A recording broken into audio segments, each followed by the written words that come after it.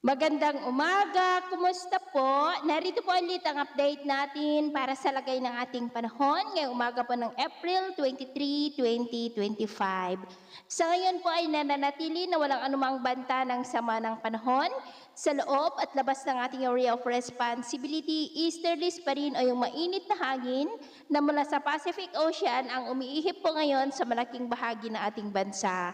Meron pong intertropical convergence zone na nag extend dyan sa may south of Mindanao. Ito po ay breeding ground ng mga sama ng panahon na nakakabuo po yan ng mga sirkulasyon dahil salbungan yan ng dalawang magkaibang hangin na mula sa northern at southern hemisphere at gaya ninyong napapansin ay nakakabuo na po ng sirkulasyon dyan po sa may south of Mindanao pero hindi naman po yan nakitaan na maging bagyo.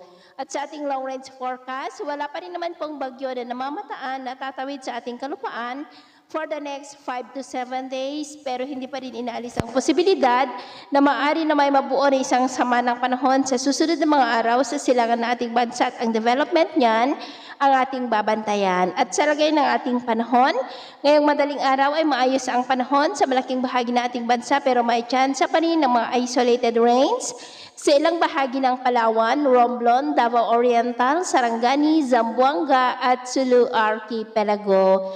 At mamaya ay sisikat ang araw sa malaking bahagi ng ating bansa, mainit at maalinsangan.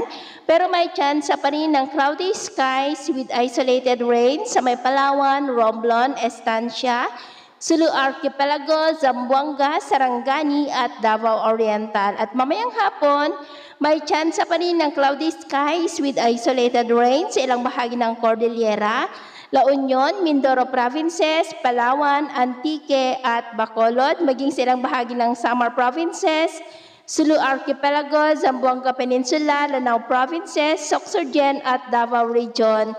Kaya kung lalabas po tayo sa ating mga tahanan, ugaliin lamang po natin lagi ang magdala ng kahit anong panangga natin sa init ng araw at proteksyon na rin po sa mga biglaang buhos ng ulan.